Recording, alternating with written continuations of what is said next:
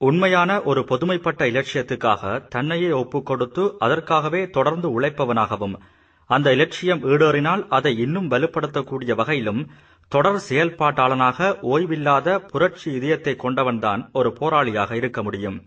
அண்மைக்கால உலகில் அத்தகைய பல பரிமாணங்களை கொண்ட போராளிகளை உள்ளடக்கியதாக தமிழீழ விடுதலை போராட்டம் முன்னிலை வகித்து வருவதை யாரும் மறுக்க முடியாது. அந்த வகையில் போராளி என்ற சொல்லின் அர்த்த பரிமாணத்தையும் அவர்தம் அற்புத பணியையும் ஆய்வு செய்வதுதான் இந்த விவரணத்தின் நோக்கமாகிறது.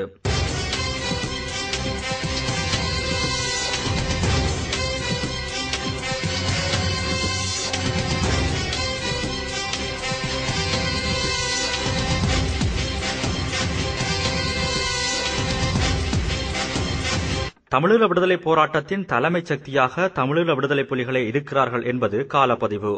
தமிழீழ மக்களின் அரசியல் லட்சியத்தையும் இராணுவ பலத்தையும் ராஜதந்திர அணுகுமுறைகளையும் சரியான வகையில் முன்னோக்கி நகர்த்தும் பணியை காலம் புலிகளின் கைகளிலேயே கொடுத்திருக்கிறது. தமிழீழ விடுதலை புலிகளிடமே வரலாறு அந்த வாய்ப்பை வழங்கியிருக்கிறது. அதனை புலிகள் சரிவர உய்த்துணர்ந்தே போராட்ட பயணத்தை நகர்த்துகிறார்கள் என்பதையும் நாம் அறிந்து கொள்ள முடியும்.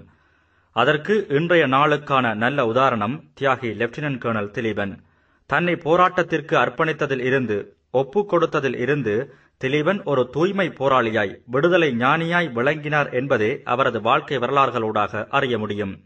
ஒரு விடுதலை போராட்டத்தின் ஆரம்பம், அதன் செல்வழி, அது சென்றடைய வேண்டிய புனித இலட்சிய புள்ளி, இது மூன்றையும் சரிவர தெளிந்துணர்ந்து கொண்டவர்களில் திலீபன் மிக முக்கியமானவர்.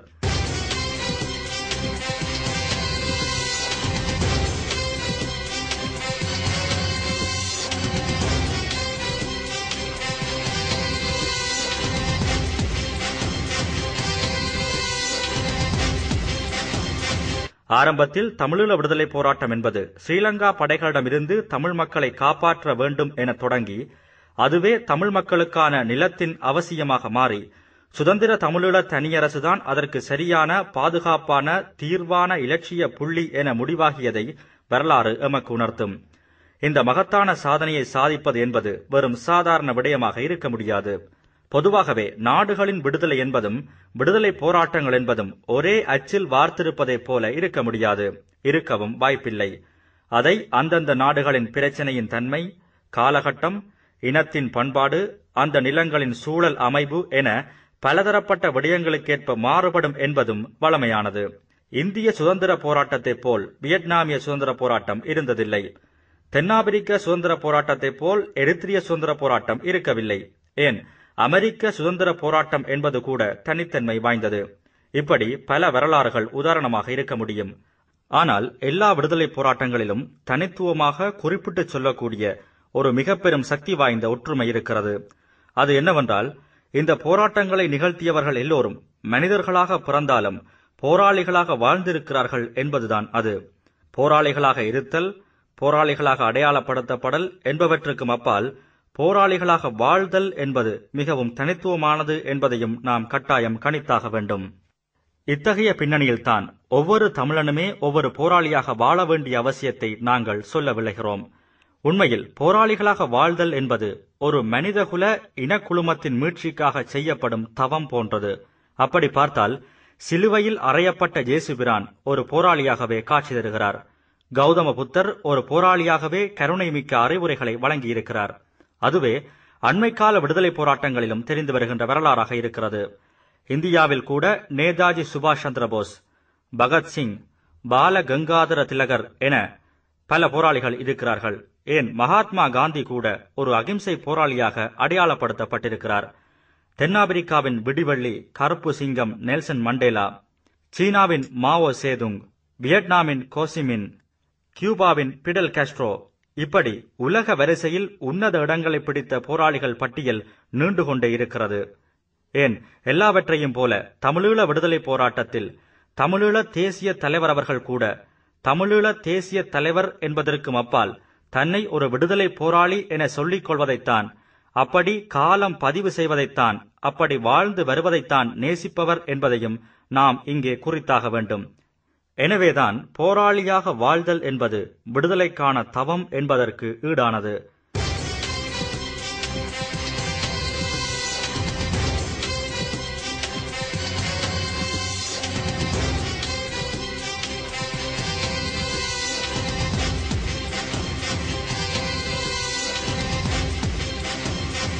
சரி, அதேவேளை போராளிகள் என்றால் யார் என்ற கேள்வியையும் நாம் காலத்தின் தேவை கருதி கேட்டாக வேண்டும். எமது போராட்ட வரலாற்றின் பண்பாட்டு அடிப்படையில் போராளி என்பவர் தமிழீழ விடுதலை புலிகளது உறுப்பினர் என்று அர்த்தப்படும் விடயமாக இருக்கிறது. அதே சமயம் அடையாளப்படுத்தப்படும் பொருட்கள், பதவி நிலைகள், பணி நிலைகள் மட்டுமே போராளியாக வாழ்தல் என்பதை தீர்மானிப்பதில்லை. தாயக விடுதலையை இதயத்திலே சுமந்து அதற்காக உழைத்து வாழ்பவர்கள் அனைவருமே போராளிகளாகவே இருக்க முடியும். இங்கே தமிழீழ விடுதலை போராட்டத்திற்கு பங்காற்றுபவர்களை அவர்களது வாழ்நிலைப்படி மூன்றாக பார்க்கலாம். ஒன்று, தமிழீழ விடுதலைக்காக தம்மை ஒப்புக் கொடுத்து நேரடி பங்காளர்களாக புலி வீரர்களாக மாறி போராடுபவர்கள். 2, ஈழத்தில் எங்கு வாழ்ந்தாலும் விடுதலைக்காக மக்களாக இருந்து உணர்வோடு உழைப்பவர்கள். 3, புலம்பெயர்ந்த நாடுகளில் அந்தந்த சூழலுக்குள் வாழ்ந்தாலும் தாயக விடுதலையை நேசித்து அதற்காக தங்களை முழு நேரமாக அர்ப்பணித்து உழைப்பவர்கள். இவர்கள் எல்லோரது நோக்கம் ஒன்றாக இருந்தாலும் வாழும் சூழலுக்கு ஏற்ப பணிகள்தான் வேறுபட முடியும். ஆனாலும் இவர்கள் யாவருமே தமிழீழ விடுதலைக்கான போராளிகளே. அந்த வகையில்தான் தமிழீழ தேசமும் தன்னை விரைவாக விடுதலை செய்யும் பணியை காலத்தினூடாக இன்றைய தமிழ் சமுதாயத்திற்கு வழங்கியிருக்கிறது. அதை சரிவரச் செய்ய வேண்டியது இன்று வாழும் ஒவ்வொரு ஈழத் தமிழனதும் கடமையாகிறது. அந்த வகையில்தான் தமிழீழ விடுதலை புலிகளது அமைப்பின் ஒவ்வொரு புலிவீரனும் போராளியாகவே வாழ்ந்து கொண்டிருக்கிறான். அதற்கேற்ற வகையில்தான் அவன் தலைமைத்துவத்தினால் வார்த்தெடுக்கப்பட்டிருக்கிறான். இன்று தமிழீழ களமுனைகள் எங்குமே தனது ஆன்மாவை விடுதலைக்காக ஒப்புக் கொடுத்தபடி ஒவ்வொரு புலி போராளியும் காவல் காத்து நிற்கிறான்.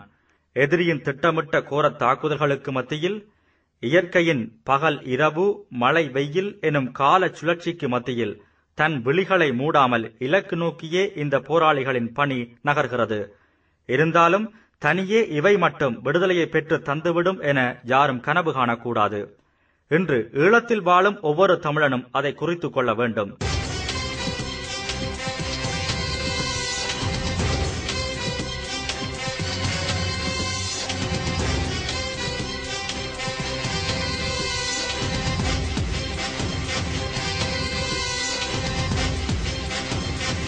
ஒவ்வொரு ஈழத் தமிழனும் ஒவ்வொரு போராளியாக வாழ வேண்டும்.